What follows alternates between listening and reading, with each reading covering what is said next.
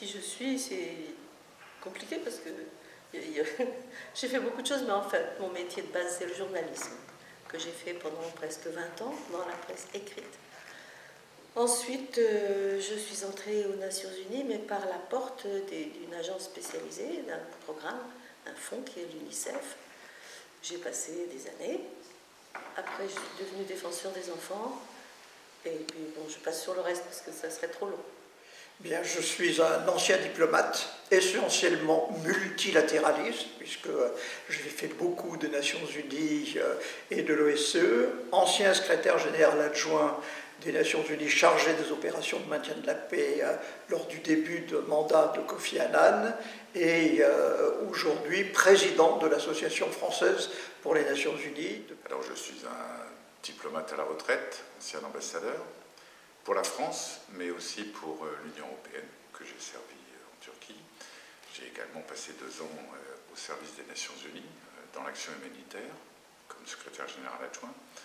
Et aujourd'hui, je suis vice-président de l'Association française pour les Nations Unies et président d'une ONG humanitaire qui s'appelle Plan International.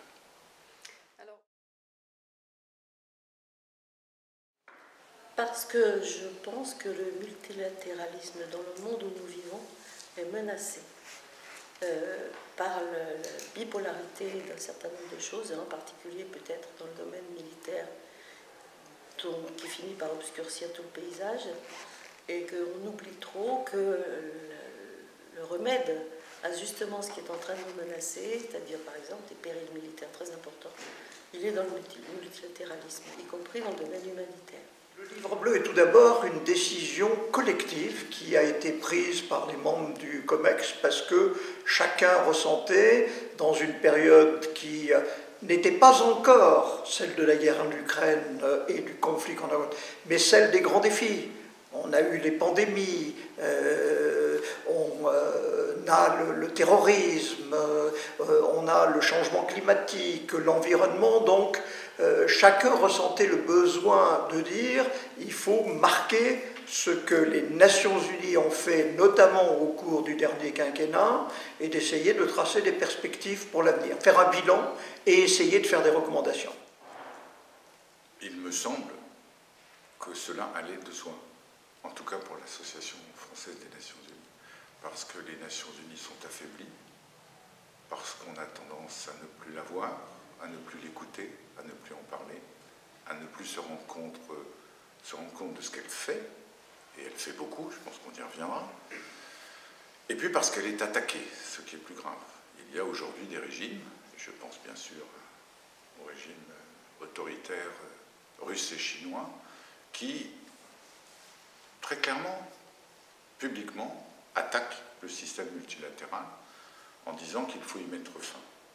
Et donc, il me semblait important, comme à tous les membres de l'AFNU, d'essayer de rappeler à ceux que ces sirènes pourraient attirer le rôle qu'ont joué les Nations Unies depuis 1945, avec leurs succès et leurs échecs, avec leurs défauts, avec les réformes qu'il va falloir faire, pour se rappeler quel rôle elles ont joué, qui est un rôle fondamental évidemment selon moi, et à rappeler pourquoi donc on ne peut pas se permettre que les Nations Unies disparaissent.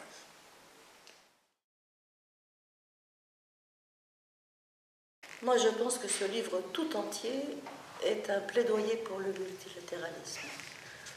Parce que, aussi, ce que nous savons, tout le monde le sait, mais ce n'est pas inutile de le répéter, le monde d'aujourd'hui est totalement différent de ce qu'il était en 1945, à la naissance du système.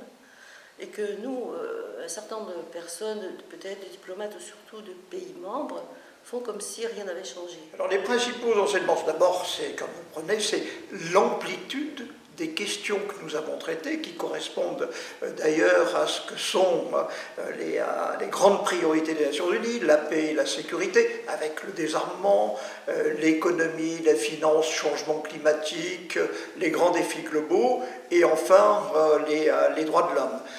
Et on se rend bien compte, notamment sur le premier aspect paix et sécurité, notamment sur l'évolution depuis 1945, combien le rôle la place et l'attitude des grands pays peuvent avoir une influence sur le fonctionnement ou le dysfonctionnement du système des Nations Unies dans toutes ses dimensions. Je crois que la grande valeur de cet ouvrage, avec tous ses défauts, et j'espère que dans les éditions futures, on pourra peut-être améliorer un certain nombre de choses, mais c'est de ne rien cacher et de traiter l'ensemble des problèmes. Et ça, je trouve que c'est assez extraordinaire, et en soi, cela justifiait l'effort qui a été fait, je pense, et j'en profite pour remercier bien sûr tous les contributeurs qui ont écrit ces centaines de pages que vous mentionniez. J'espère qu'elles seront utiles et qu'elles donneront espoir et envie de s'engager à ceux qui les liront. Les signes d'espoir, c'est que je pense que la situation est telle, à la fois militaire en Europe et humanitaire dans d'autres pays, en particulier en Afrique, que je pense que les pays membres ne vont pas avoir le choix que de faire des changements structurels. Ça, c'est ce que j'espère. Maintenant, on a pensé ça plusieurs fois. Peut-être au moment de la crise des missiles à Cuba, ou peut-être que le monde s'est déjà dit à ce moment-là, il faut qu'un certain nombre de choses changent structurellement dans l'organisation du système. Alors peut-être qu'on est enfin arrivé à ce moment où justement il y a une prise de conscience qui se fasse jour sur l'impossibilité de continuer à fonctionner, pour les Nations Unies, de continuer à fonctionner telle qu'elle fonctionne depuis 1945, comme si tout était donné une fois pour toutes et immuable. Alors pour 2023, on est dans une période de grande perplexité sur ce que veulent véritablement là encore les grandes puissances. L'affirmation ou l'agressivité de la Chine sur tous les terrains, l'attitude d'une Russie néo-impérialiste, des Américains qui veulent réaffirmer le leadership de l'OTAN et de l'Occident. Donc on voit bien que les tentations de dire c'est les grands qui mènent la danse sont toujours là, même si, je l'expliquais il y a une seconde, le Conseil de sécurité fonctionne et que quelque part, chacun recherche cette légitimité à un moment ou à un autre et que l'ensemble des pays du Sud, ou des pays comme le nôtre, tiennent à tout prix à préserver un espace de coopération et un lieu où on peut, au bout du compte, trouver des solutions aux problèmes du monde. C'est-à-dire que les Nations Unies sont la seule instance universelle et inclusive. Il ne peut pas y avoir demain de paix dans le monde, d'évolution positive, si tous les pays ne se sentent pas concernés, impliqués et écoutés. Et les Nations Unies ont été conçues pour ça, et elles ont un rôle plus important aujourd'hui encore à jouer du fait d'une mondialisation et d'une globalisation sur laquelle il ne sera pas possible de revenir, même si des évolutions doivent avoir lieu. Dans ce livre et dans l'actualité que couvre ce livre, dans l'actualité, on a vu ce qui s'est passé après la décision russe de violer tous les traités, de violer la Charte des Nations Unies, de violer le droit international et le droit humanitaire. Le monde a dit non à la guerre. Le monde ne veut plus de la guerre. Et quand on a vécu la crise du Covid-19, qu'est-ce qu'on a vu? On a vu un monde qui disait il faut de la coopération. On ne veut pas que chacun essaie de s'en sortir comme il veut, comme il peut, sauf qu'il peut général. Cette soif de coopération, je pense qu'elle est assez bien décrite dans un certain nombre de chapitres. D'autres signes d'espoir, c'est le fait que les Nations Unies, là encore sans qu'on le sache, à bas bruit, couvrent progressivement tous les nouveaux enjeux. Les Nations Unies ont été capables, malgré tous leurs défauts, de créer des compétences et des capacités et de devenir, à travers ces grandes conférences internationales du système, de devenir le lieu central où le monde se parle. Alors c'est plus forcément sur les bancs des Nations Unies à New York, mais c'est sous les auspices des Nations Unies. Il y a une méthode des Nations Unies, la méthode inclusive, la méthode arc-en-ciel. J'espère vraiment que la France va pouvoir faire bouger les choses du point de vue structurel. C'est-à-dire que moi, ce que j'appelle de mes voeux, mais c'est juste moi, c'est un retour du politique. Parce qu'on est tous obnubilés par l'obsession de l'économique, avec des structures très très puissantes qui régulent l'économie, qui essayent de réguler l'économie mondiale.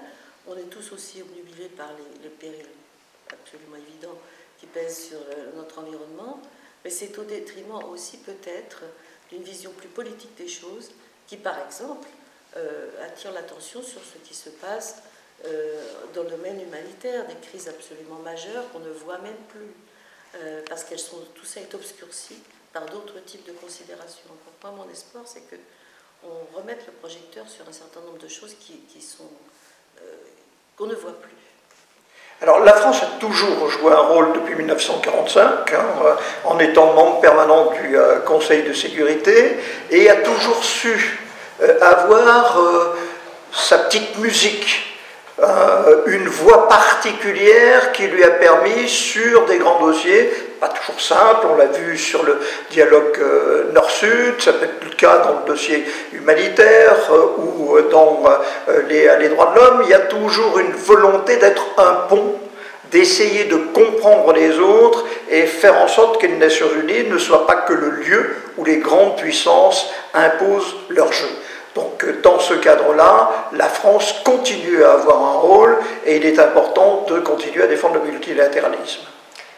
Aujourd'hui, le temps est venu pour les Français, y compris pour mes collègues diplomates, de comprendre que nous devons impérativement mettre en avant l'Union européenne. L'Union européenne, c'est aujourd'hui, je sais que c'est une thèse contestée, est en train de devenir la 4e puissance du monde, avec une différence par rapport aux 3 autres, les États-Unis, la Chine et la Russie. Ça n'est pas une puissance militaire. Pour l'instant, il y aura une défense européenne, en tout cas je le souhaite, pour se défendre, mais certainement pas pour agresser, certainement pas pour occuper des territoires. Nous nous dotons des instruments de l'autonomie stratégique, donc en matière de défense, mais aussi en matière alimentaire, sanitaire, en matière de droit, de défense des droits humains, etc. Nous sommes porteurs des valeurs universelles des droits humains. Aujourd'hui, il appartient à l'Union européenne de défendre ses droits et de rallier, ce qui ne sera pas si difficile que ça, tous les pays qui veulent affirmer haut et fort qu'ils ne veulent pas vivre dans un régime autoritaire, qu'ils ne veulent pas être envahis par leurs voisins, aussi grands fut-il, et qu'ils ne veulent pas succomber au pouvoir des grandes multinationales d'une autre puissance, aussi puissante soit-elle. Ce rôle majeur, la France doit le promouvoir.